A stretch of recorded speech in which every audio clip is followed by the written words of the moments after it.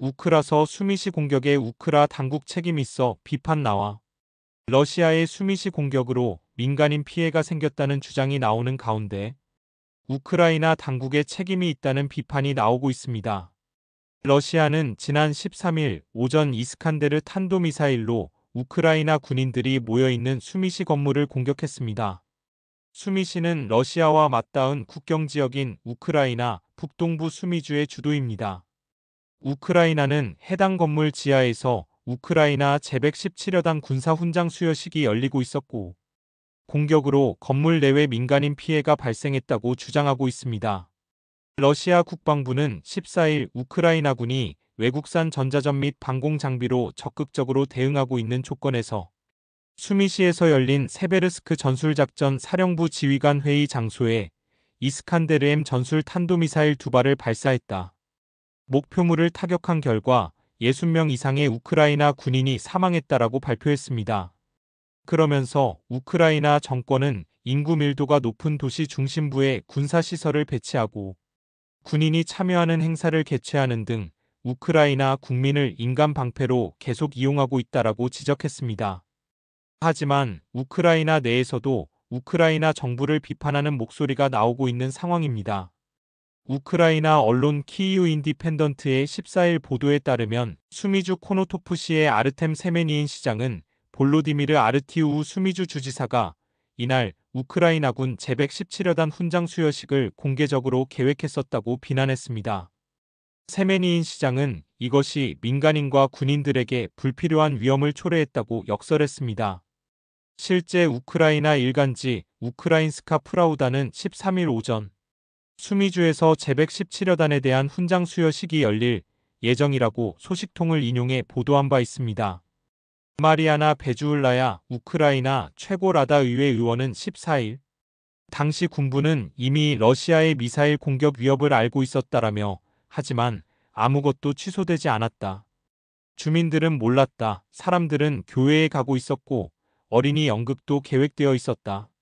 이런 일은 수미시에서만 일어난 것이 아니라 다른 곳에서 여러 번 발생했다라고 고발했습니다. 또 4월 13일이 제117여단 창립 기념일이라며 9시 30분 회의, 10시 제117여단 훈장 수여식, 11시 어린이 공연이 계획되어 있었다. 공격은 10시 15분에서 20분 사이에 발생했다라고 밝혔습니다. 미국 워싱턴 포스트는 17일 38세의 올렉산드르를 비롯해 이 슬픔에 잠긴 도시의 많은 사람들은 러시아 공습의 표적이 된 수여식을 주최한 당국에 분노를 표출했다라고 보도했습니다. 이어 군 규칙에 따라 상부의 보복을 피하기 위해 이름으로만 신원을 밝힌 올렉산드르는 1시간 동안 진행된 인터뷰에서 수여식 계획이 러시아의 관심을 끌었을 것이라고 말했다라고 덧붙였습니다. 워싱턴 포스트는 국제법에 따라 양측은 민간인 피해를 방지하기 위한 조치를 취해야 한다라며 우크라이나는 법에 따라 인구 밀도가 높은 민간인 거주 지역에 군사 목표물을 배치하지 않아야 한다라고 지적했습니다. 또 올렉산드르는 수미에서 행사를 개최하는 것은 불필요하고 무책임한 일이라고 말했다라며 이 도시는 러시아 국경에서 불과 18마일, 약 29km 떨어져 있고 적절한 방공망이 부족해 정기적으로 공격을 받고 있다. 러시아가 통신을 감청했거나 현지 협력자로부터 계획에 대한 정보를 입수했을 가능성이 있다라고 짚었습니다. 그리고 올렉산드르는 최근 러시아 벨고로드주 안에서 전투를 치르고 있었는데 수여식을 위해 집으로 불려가게 되어 짜증이 났다고 표현했다. 그는 군인들이 전장에 있어야지 수미 중심부의 지하실에 있을 필요가 없다고 말했다라고 전했습니다. 워싱턴 포스트는 화요일 우크라이나 정권은 아르티우우 주지사를 해임했다.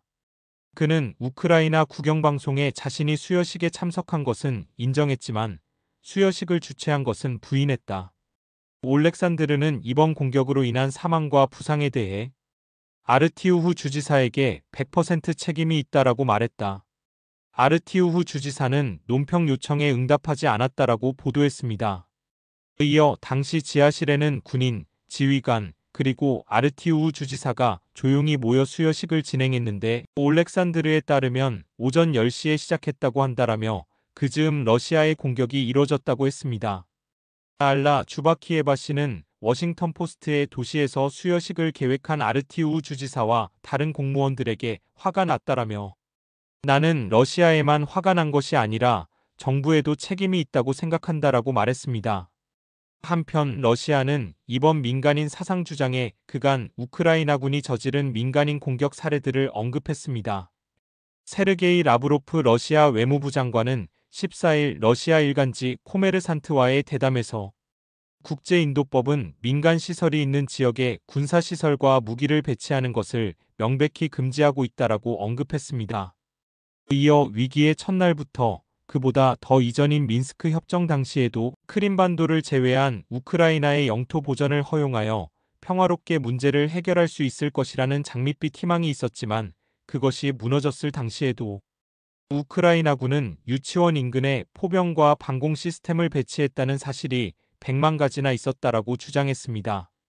그러면서 우크라이나 여성들이 군인들에게 상점과 놀이터에서 나가라고 소리치는 영상이 인터넷에 많이 올라왔다.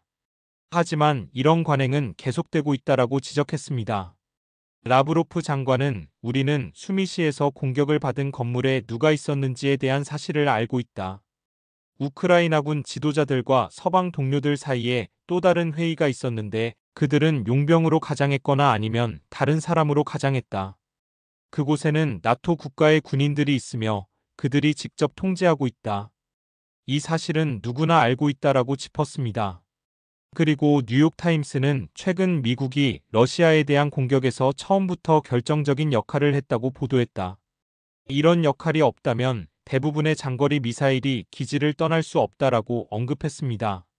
마리아 자하로바 러시아 외무부 대변인은 15일 우크라이나 특별군사작전이 시작된 이래로 러시아군은 민간인을 대상으로 고의적인 공격을 한 적이 없고 앞으로도 하지 않을 것이라는 점을 재차 밝힌다.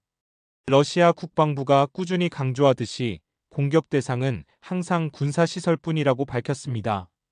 그러면서 유엔 사무총장이 러시아는 비난하면서 우크라이나 정권이 언어, 종교, 기타 인권에 대한 존중을 요구하는 유엔 헌장 제1조를 위반하고 민족 자결 및 인권 존중의 헌장 원칙을 노골적으로 무시하고 있다는 사실을 은폐하고 있다라고 비판했습니다.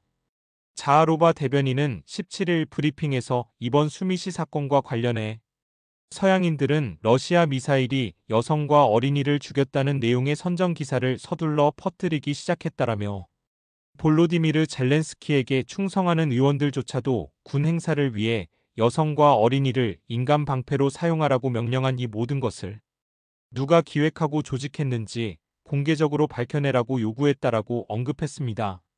그리고 우크라이나군이 크림반도 다리에서 민간인을 공격했을 때 모스크바와 상트페테르부르크에서 러시아 언론인을 대상으로 폭탄 테러했을 때 무인기가 모스크바 크렘린궁을 공격했을 때 우크라이나 군인들이 쿠르스크주에서 대량 학살을 자행하고 루스코의 포레치노예에서 노인들을 생매장했을 때 모든 유럽 평화 조성자와 국제기구 공무원들은 침묵했고 유엔 사무국은 외교적으로 평화 촉구만 했다라고 지적했습니다.